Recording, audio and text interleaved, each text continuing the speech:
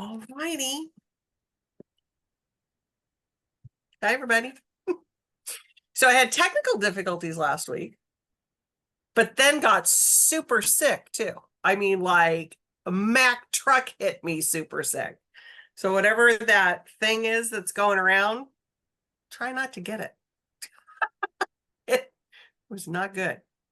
And I'm still not 100. I'm still not 100%. I have like this little fuzzy headache going on today. So if I'm a little out of sorts even today, you have to forgive me a little bit. So, but we're here with Liz. We're here with Julia. Julia's out. Are you out on the road, Julia? I am. I'm in Salt Lake City right now. You are a champ. I love that you come in when you're on the road. I appreciate it so much. So does everybody that's watching. I got one thing to talk about, which relates to one of your older books.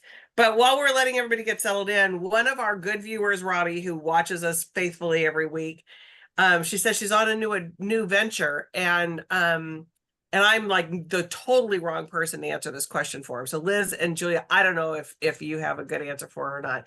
She wants a good true crime podcast. You got anything? Yes. Liz, do you have something, or would you like me to go? I thought that the one, oh my gosh, you'll know it. It's older. The one about that implicated the surrealists and was about the Black Dahlia murder. Oh, Remember is that? it? It It's wasn't older. it wasn't what's his name? George.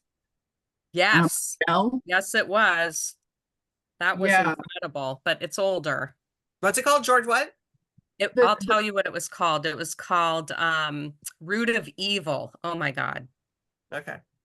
Yeah. And George Hodel, Steve Hodel wrote a book about how he thought his dad was the Black Dahlia. And he made some compelling points about it.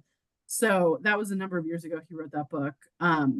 But it is this is about not just his dad, but also his whole family. Root of Evil podcast. Thanks, Liz. And then, okay, that is a great podcast. I agree. The Ballad of Billy Balls is a stunningly good true crime podcast.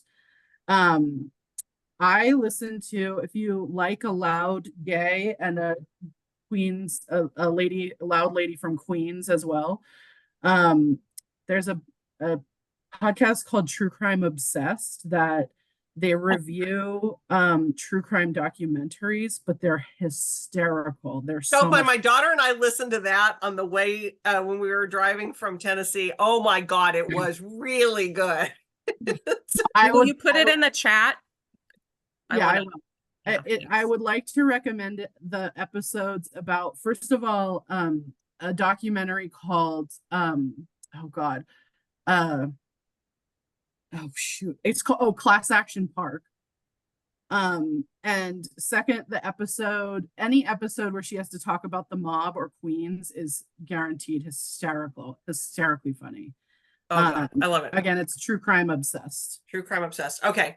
So Robbie, you've got a couple things to look at. Abe, we haven't even started talking about books yet, so you're really not even late. Well, we're gonna start talking about books now, though. So it'll go Liz, Julia, and then Gabe. So Liz, take it away. Okie dokie. So my first, let's share. Sharing is caring. It's Disabled.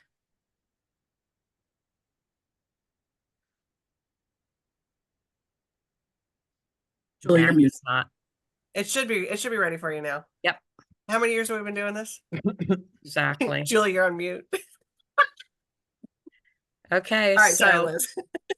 We can all see When Women Ran Fifth Avenue. Yep.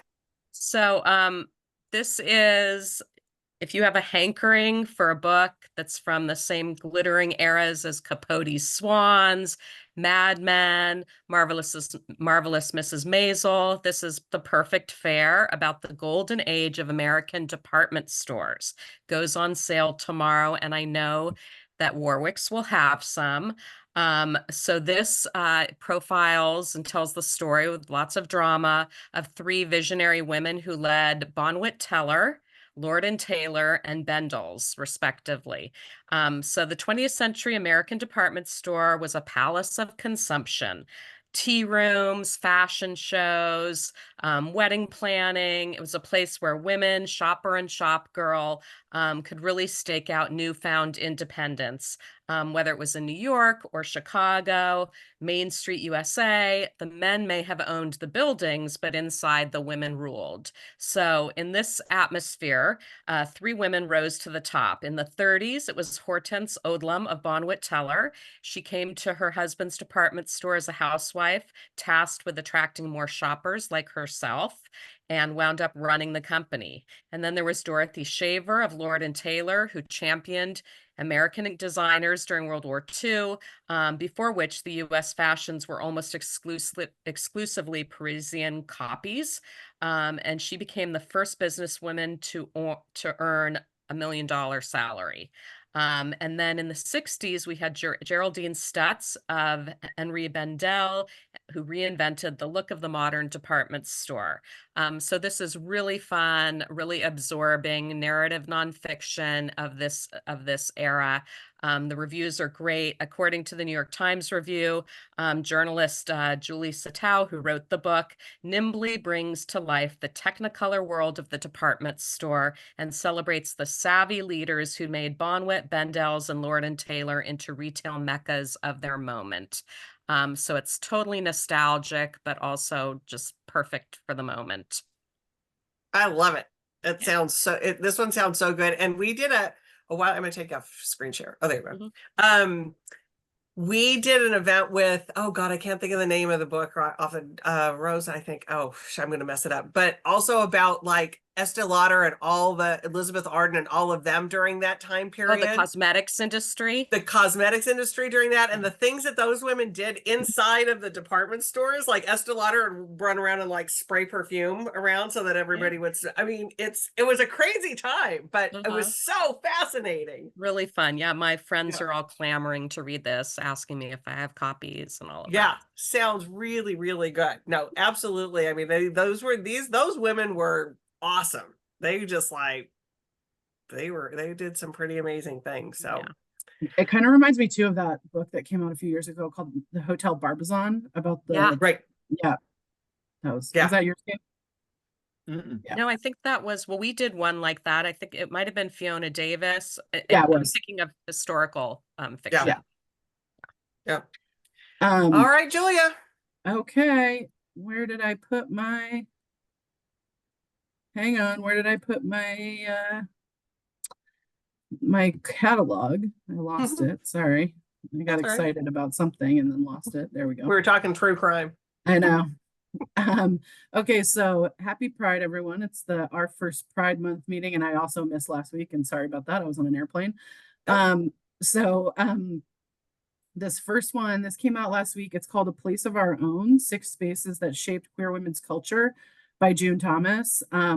If you don't know June Thomas, she used to write for Slate.com, and she ran all the Slate podcasts. Those ones aren't true crime, but I do recommend a lot of them. They're good, those Slate podcasts. But this is a history of sort of where queer women have found space.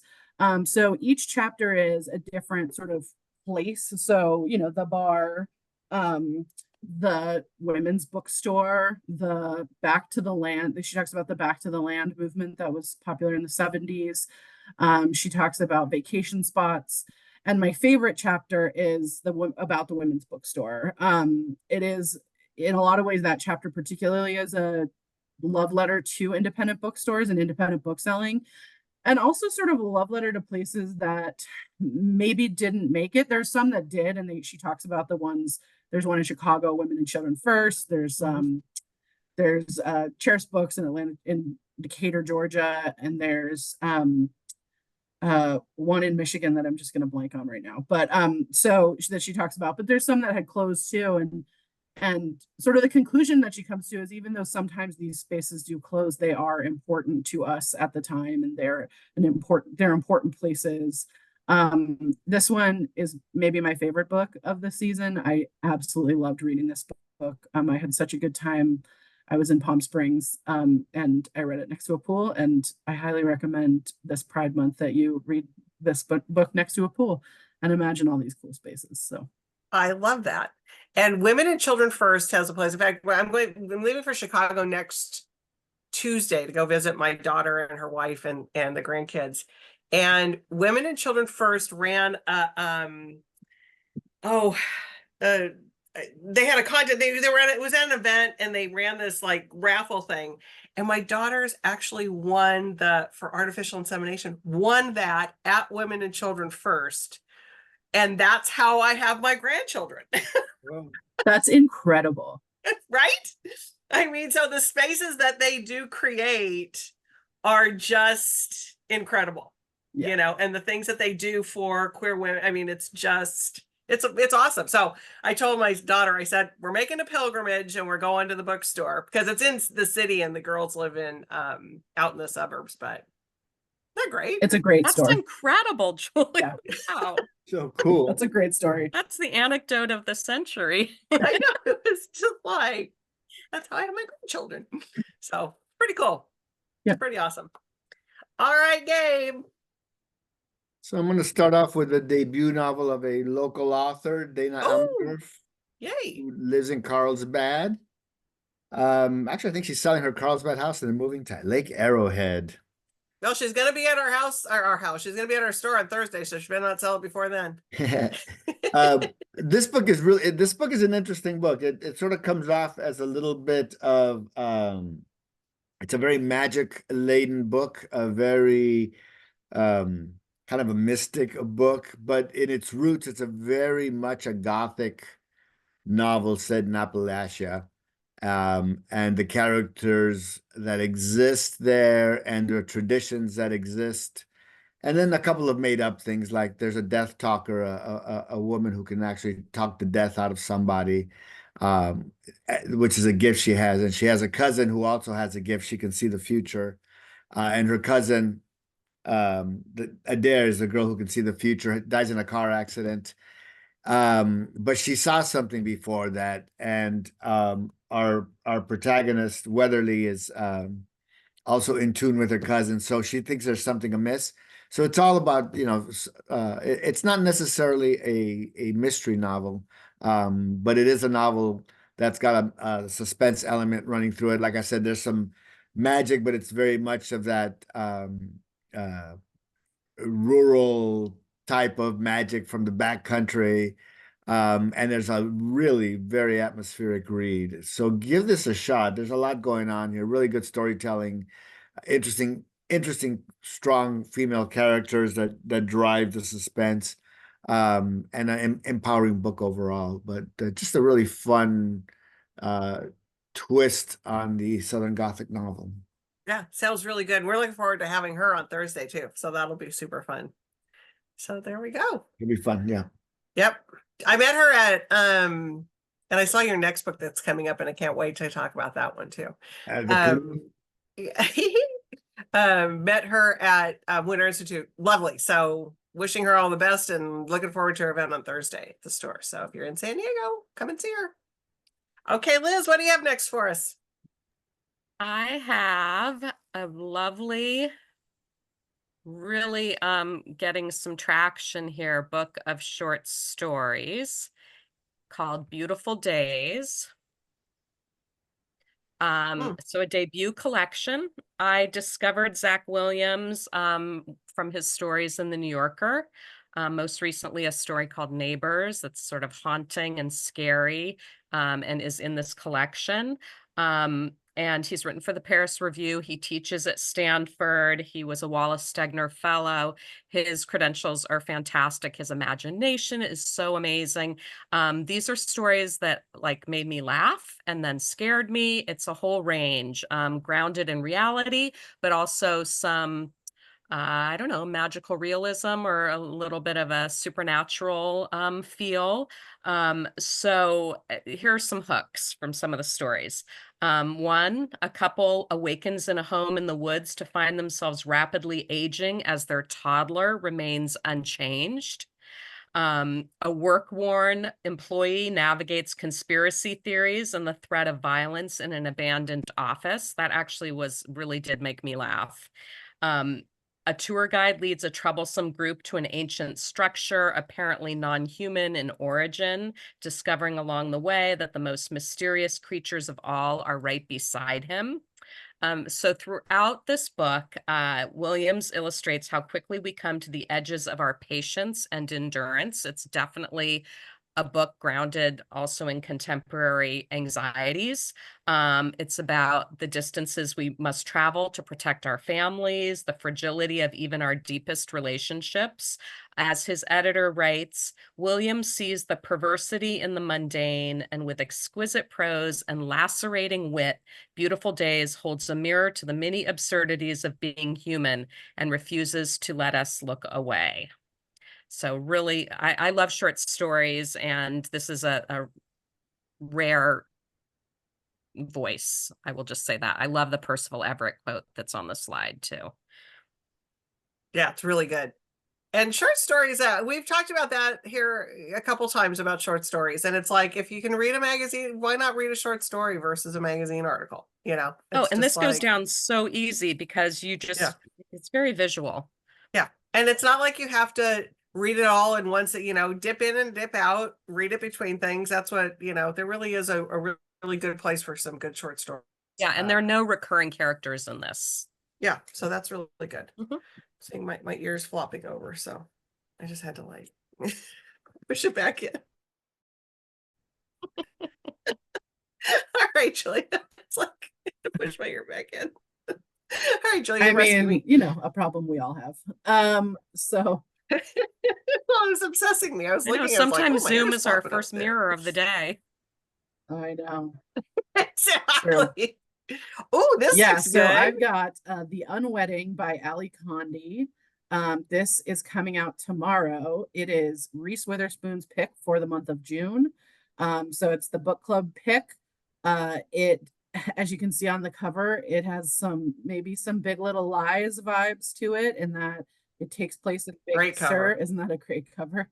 Yeah. It takes place in Big Sur. Ali Condi is a #1 New York Times bestselling author, though this is her debut adult novel. She writes mostly YA and middle grade.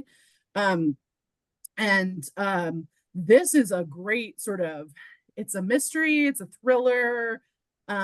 It follows this woman. She and her husband are supposed to be having their 20th anniversary at this resort in Big Sur. That may or may not be the Ventana. I don't think it's actually called that, but that's probably what it is. If you know Big Sur at all. And she and her husband, it turns out, are actually maybe going to get a divorce. So she's there alone. And she's not in the best of moods. And she is the only person at this resort that is not in the wedding party that is also at the resort. And then one night before the wedding, the groom ends up in the pool dead. And it goes from there. And we try to figure out who might have done this. She sort of gets swept into the mania and the chaos around what's happening and the sort of investigation. It's a great book. It's really fun to read. I think you guys are going to have a really great time with it. And yeah, The Unwedding by Ali Condi. Sounds like the perfect start of summer kind of a read. Yeah. It's just like, because it's wedding season, but maybe it's not. Yeah. But only if you're alive to do it. You're alive to have it. All right, Gabe. All right, my next book is One of my favorites. The Coast Road by Alan Murren. It's a debut novel, beautifully written Irish novel. It takes place in a small village. It's the 90s. It's like the mid to late 90s. And we have two women involved, or two main protagonists. It's pretty much an all-female cast. Those are all the main characters. There's a few men represented, but they're types and they're types. But the story is about the women. It is about two women that are in completely disenchanted in their marriages, and it's the late 90s, and divorce is still illegal in Catholic Ireland. So it's these desperate lives that these women are living on this in this really small Irish village. You know, there's so much to talk about in this book. The So writing much. is just exceptional to begin. It just straight up. I was reading this book. We read in chunk for when we have these gather. We have every season. We have a bunch of new books to sell for the summer, then the fall, and then the winter, and then the summer again. We read way out. And I was reading this one book that had all the markings of a book that I would enjoy. It's supposed to be a real basic kind of a thriller, an exotic setting. And this book made me so uncomfortable. I did not like it at all. I can't tell you why. The writing, it was icky. Made me really uncomfortable. Couldn't wait to put it down. It was like, I got to put this down. And finally, I was like, I got to put it down. It just bugged me too much. And then I picked this up, and it was like a hug. It was just like, oh my God, this is why I read. The language is just beautiful. The novel is beautifully told. The characters are really well wrought. Rare is the time that I will post a quote from a book in my notes for somebody to read, because but there's just a lot of pieces. The other author who I've done is the guy who wrote the Mouse book. I just had it. Art Spiegelman. No, the Welsh author we just talked about did the Mouse, the Norbit Nesbitt. Anyways, I love him. He's Welsh. He's tall. Played football at Kentucky. Anyways, it'll come to me. But that book felt like you were reading. There were lines out of it. You're feeling like you're reading Eliot. The way the language was so spectacular in that. And this is where this is. The language is amazing. The writing is amazing. I can't say enough about it. And you're gonna grow to love these characters, and you're gonna be rooting for them. There are elements of humor. The Irish are. I've been in Ireland. I've been various places in Ireland, and I always thought very bon vivant folks. There's a lot of misery, and there's a lot of repression that's existed, and you see it in the faces of a lot of the people and the attitudes. But there's also this dark, deep well of Irish humor that exists among all that, and there's elements of that. It is, again, you could hear the lilt in the voices. I can't say this is one of those books I just really love. The jacket kind of bugs me because it looks kind of generic. So I'm like, I have to overcome that jacket, but it's a great jacket and it's a great read. It really is a good read, and it just and the women are the protagonists too. I'm gonna take off screen share if that's okay, Gabe. The women, but the kids too. Some of the kids and that what happens with the kids and how they play into what the like decisions Louise Kennedy, are. the kids in her book in Trespasses, Louise Kennedy's book, the kids were a big factor. Yeah. And so, exactly that the kids were another one, the Louise Kennedy, so it's the same. I mean, not the same because it's not, but right, it's they're not just, the same, yeah, but and boy, it's a good blurb. book. She gave us a great blurb as well. Yeah. Love her. But this is, and I'll have to say, he's not bad on the eyes. Just saying. No. Yeah. Loving my Irish authors. Just gotta say, there's just gotta so throw much good that out stuff. there. There's just a lot of good stuff coming on Ireland right now. There's been epics in time, but they're really right.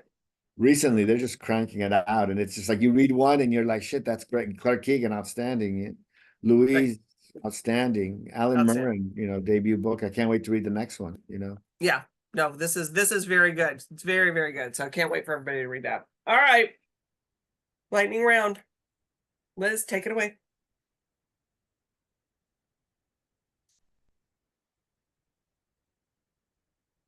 Nope, you're on mute.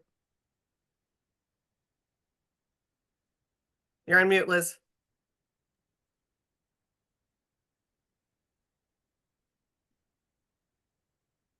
I can present this for Liz. What are we talking about? I'm There we unmuted. go. I'm unmuted. Yeah, I just want to remind everybody that this was a book first. So it's such a hit Netflix series still, even though it came out, I think, in February. Yeah, February 8th. This slow burn love story, coming of age story between Dex and M was David Nichols' novel. Really well written, incredible novel. And I know Gabe, Harper has his new novel, You Are Here, which is also getting really good reviews. He's just an excellent writer. So my feeling is, instead of watching the show again, like I admit, I watched it once myself and once with my daughter, then the Anne Hathaway movie, but the book is really good. And so this is an attraction of opposites, if you don't know the story yet. And they meet in 1988 on graduation day from the University of Edinburgh. And Dex is sort of a party boy, a heartthrob, a ladies' man. And M is more bookish. She's politically active. And they have sort of a fumbled hookup, but they can't stop thinking of each other. And so over 20 years, we see these snapshots of their life on July 15th, the same day, same time as next year, on July 15th. And so, even if you know the ending and you know the story, the writing is so great. I love just a couple of quick things. So when Dex first meets Emma and, they are drinking a little bit, he goes to her room and he says, when he first sees her room, he had seen any number of bedrooms like this, dotted around the city like crime scenes, rooms where you were never more than 6 feet from a Nina Simone album. And then her observation about, so M wants to be a writer. She writes poetry. They're not very great poems. And she wonders if what she believes to be a love of the written word is really just a fetish for stationery, which I have often felt too. Anyway, really great book. And I'm glad he's still writing because he's excellent. Absolutely. And what I think Warwick sold, because that came out when I first, I think, started at Warwick's, or came out before we sold the crap out of that book. I mean, it really was sort of the beginning of that rom-com-y thing, many, many years ago. It still stands up. It's still and the chemistry is so good, and the chemistry is good, and the writing and the cat and mouse of it is just really, really good. So if you haven't ever read it, do yourself a favor and read it. It's one of those backlist titles. Yeah, that was my reminder. It was a book, a really good book. It was. So before you go, Julia, I'm going to go in between because I still can't stop talking about Adam Rapp's book. Wolf at the Table. So in Wolf at the Table, he talks about this book. Oh. Just a little tome of a book, which I never read. So Executioner Song, Norman Mailer, Pulitzer Prize winner. Gary Gilmore? Is it Gary Gilmore that's about? Gary Gilmore. Yeah. Gary Gilmore. And as you can see, I've been reading this thing for about 5 days and still am only like, I think I've got 2 books worth of here read. It's so good. This is so good. So it was one of those things that I was reading as I was reading Adam's book. He makes a reference to this and I'm thinking to myself, I know the story and I know the whole thing. Oh no, you don't. Unless this is crazy good. So if you feel like getting, what the hardest part is? It's so freaking heavy. It is heavy. It's like, I have to prop it on a pillow. It's like my old arms are like shaking as I'm trying to hold it and reading it. But the Executioner Song, if you haven't read it, it's just, and who was in the movie? It was is it Tommy Lee Jones? Tommy Lee Jones. Tommy Lee Jones, yeah.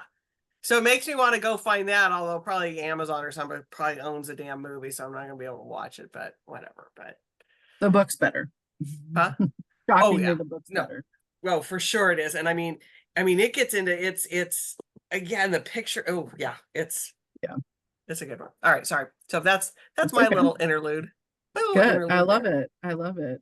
I little known fact is that I hosted Norman Mailer's last event when I was at Book Soup. Really? That's Yeah, cool. we didn't broadcast how many people's last events we did, but it was not just Norman Mailer. I'm gonna tell you right now. Wow. That's it's not something you want to put on the here. You want Yeah, to put it up. we weren't advertising it at the time, but there was like 6 of the literary titans that we hosted their last event. As long as Wow. they didn't die on Sunset, I think it's okay. They didn't. But Hunter that's Thompson that's almost pretty did, amazing though. but yeah. Yeah. Yeah. All right, Um, take us away with your one. Okay, Kara. well, this was for Tom that I Oh, put this one on, but he's not here, so where's Tom? where's Tom? So this came out last week. It's called There Was Nothing You Could Do, Bruce Springsteen's Born in the USA and the End of the Heartland. Don't worry, I did send it to Tom. So um but this is what I love about this book. First of all, Stephen Hayden is, if you haven't read his other books, he is one of my favorite music critics. There's a book called Your Favorite Band Is Killing Me that is one of the best music books I've ever read. But what I love about this book is it looks at Born in the USA, and then it looks at it looks at its critical reception, it looks at how it's been received, and then it talks about this these people that hear particularly the anthem Born in the USA, but the whole album, and don't understand it. So you might remember that Ronald Reagan used it as his walk-up song during his campaign, and everyone was like, I mean, did you listen to the lyrics of that song? I think's not.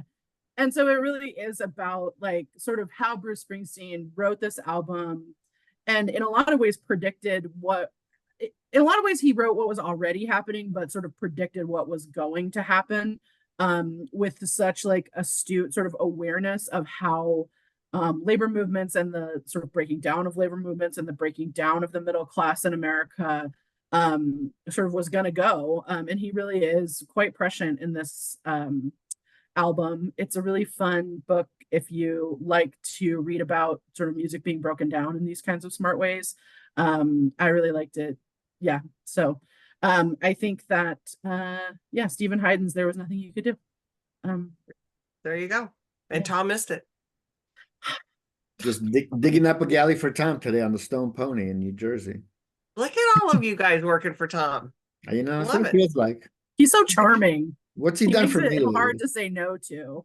So hard to say no to. Kim's on here thanking to whoever recommended the excavations. Who was that? That would be Gabe. She said it was so good, smart, and funny. But I like a good, fun, smart, funny book. Yeah, just a key away. There you go. Thanks. Thanks for reading. Hey. All right, Gabe, take us away. And did you know David Nichols was longlisted for the Booker for his second novel, Us? Oh, was he? Yeah. Yeah. So he's no flash in the pan. Oh, look. There he is.